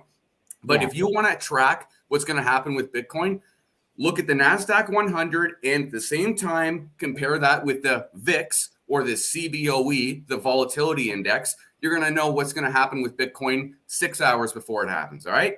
You guys want to, I talk about this on my live stream 24/7. You guys want to find out what's going to happen? Track the NASDAQ 100 futures and track the VIX. Overlap them if you have to, and you're going to figure out what's going to happen on that, like in 2 seconds. Nancy, if you're really looking into it, track those two friggin' things. But I only brought that up because Candace does amazing TA, but I always get questions because people think TA drives price. And it's such a bullshit thing that people think. And it's like, that's what drives me nuts about TA. That's why I can't do it on my team. Go ahead, Candace. I was just going to say, there's a lot of TA YouTubers out there. They throw all of this pizzazz and sparkle on it. And a lot of it's smoke and mirrors, and they make it, and that's what creates that, makes it seem like they're fortune tellers, but they're not. Right. They're just using the resistances, but they're making it look like a lot more than it actually is. And it's the beautiful thing. We're all going to be genius. Like, for instance, if we hit a major resistance level, let's not say support, a resistance level, meaning Bitcoin went up and hit a resistance level, but the economic outlook is looking horrible, I'm going to say, oh my gosh, guys, sell here. Trust me, we're going to go down. I'll look like a genius, even though it's the most obvious fucking info you've ever seen in your life, if you know how to read the chart. It's not about reading the chart and moving on. It's about reading the chart and understanding how that applies to the current economic situation. And you got to realize a lot of the audience out there, they don't want to do the research. They want to be told what to buy and what to sell. Yeah, that's what they're looking for. They're looking for the answers. Yeah. Well, I mean, I fall into that a little bit. I will own that. I don't have endless hours of the day to be doing it myself. Like that's the problem. Like, I'm trying to figure out how to get bread and milk and butter into the building. You know what I mean? Like I don't have endless hours to be trying to do all of this stuff. So it's very difficult for somebody like me to be tracking all of this. Okay. I'll tell you this right now for anybody listening, because you can figure out what's going to happen with just these five things. I guarantee you, Candace either tracks them on a daily or at least a weekly. I know that she looks this up because if you want to know what's going on, you have to, okay? These 5 things: US 30 futures index, US 500 futures index, US tech, as in NASDAQ 100 futures index, US 2000, don't give a shit about. S&P 500, VIX. You know those 5 fucking things, you guys are going to know what's happening with Bitcoin way before it happens, right? And you're going to know how the stock market opens the next day. You're going to, at 8:30 p.m. my time, 10:30 p.m. your time in Ontario, you're going to see India wake up. You're going to notice at 10:30, between 10 and 10:30, look this up if you guys want. Watch the Bitcoin price between that 30-minute period every goddamn day, okay? Because you're going to see what India is doing with Bitcoin when they wake up. Okay, so if they're buying, you can tell right off the bat, we got a good day. So fuck the TA. We might now, the TA is relevant because it says, are we going for a resistance or are we going for a support? That's where the TA matters, right? But then it's these outside factors. I know I get frustrated when I talk about this, but I get so many questions on TA that it absolutely kills me. Well, because Candace's point, you watch some of these big YouTubers and they've got all these charts up and they're flicking and flick, and they're talking about dead cat bounces and it's bullshit. Fibonacci retracements and the this and the that. And I'm like, I don't even know what half of this stuff is. Like, I don't know. Fib retracement's fucking needed, okay? If you're going to be finding supports and anything like that, that's basic. If you're going to be designing wedges or flag posts or anything like that, we're getting into like fortune telling at this point. Like the only value I find in TA is establishing very hard and efficient supports and resistances. Best way to do that's on Fibonacci retracements. Am I wrong, Candace? Like, no. Like people overthink. What is a Fibonacci retracement, though? What is that? Go for it. I'm getting another beer, Candace. Yeah, no. It's basically a series of lines. It's based on a Fibonacci series, which is a mathematical formula. And it's just little lines. So it shows you where things are most likely to retrace. So it will show you different lines of support because you're actually lining it up with other parts of your chart. So it's helping you pretty much measure where things are. So lines of resistance. So every time something changes, so it changes direction, it's giving you a piece of a clue. So the more things change direction at one point, that's a line of resistance or support, depending on which side you are on that line. And the Fibonacci retracement is just a good way to sort of use it to help you sort of predict where some of these levels are, like by using the obvious ones and then using the retracement. It's almost like predicting, but it gives you a general idea of where things do tend to be. Because for some reason, the Fibonacci series does tend to sort of come into play with stocks. It does seem to hold some relevance statistically. That's why it works. But you're putting in the more accurate, the more support lines that you can actually set your Fibonacci retracement up with, the better your actual results will be and the more confidence you can have in it. The Fibonacci's pretty, if you can master how to implement Fibonacci on your chart, that's probably going to be the only thing you need. Like, I mean, honestly, if you're a long-term investor, that's it. I implemented Fib on my Bitcoin chart on Webull a year ago. It is literally still holding to this day. So when you find a good Fib retracement to what Candace said, establish the supports and resistances, you're done. You're friggin' done. Move on. Because unless you're day trading, a flag post signal means shit to you. And 99% of you don't even know what that is. So it's like everyone's got to zoom out big time. Yeah. Yes. Okay, so we've gone through. Ken's got maybe going to start a crypto update Tuesdays and Thursdays, plus his regular Friday, Saturday, and if it's a holiday weekend, Sunday group. And Rye, you still got, what do you got going on for your videos these weeks? So there's going to be a video every single day of the week now. If you guys are wondering what happened, there was a mental shift when I realized that I owe you guys a hell of a lot more, and this is my full-time job, and I have no excuses. Simple as that. So there's a video every single day, period. That's going to be coming out. 3 live streams a week. Monday's video was an Activision Microsoft little recap. If you're not into it, don't check it out. But if you are into just pure information and no opinion on the Twitter deal, that had virtually no opinion. That was just pure info. The Twitter deal from start to end with every date and everything that happened, that was released yesterday. Today was a live stream, had a little bit of a break. Tomorrow's video is a little secret, so hit the bell. Make sure to join on my channel. And then Bonds is coming up next week. Friday's video is going to be regarding crypto in some sense. And then when my mother visits here on vacation, I'm pre-filming this now. So I'm just letting you guys know it might not be the perfect week for people who've been here since the beginning, but it's going to be tutorial week. So I'm going to be filming tutorials for every single platform that I use, pure evergreen content, but it'll be tutorial week, and I'll be off that week, but that's what I'm doing that week. So it'll be 5 videos, Simple Cash, Shake Pay, Leaden, you name it, the whole tutorial week. So that's what's coming up in the next 2 weeks. Yeah.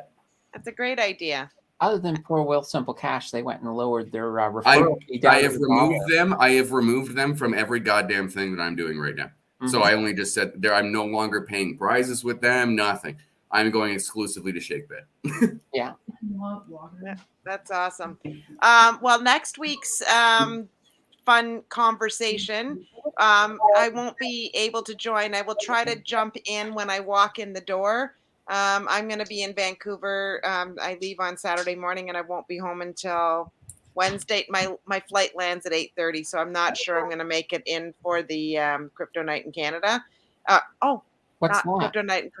Danter Banter. The Danter Banter. Can I tell you guys something disgusting, actually? Yeah. You need to have at least one Crypto Night in Canada episode a week. Can I tell you why? Or a month. Can I tell you why?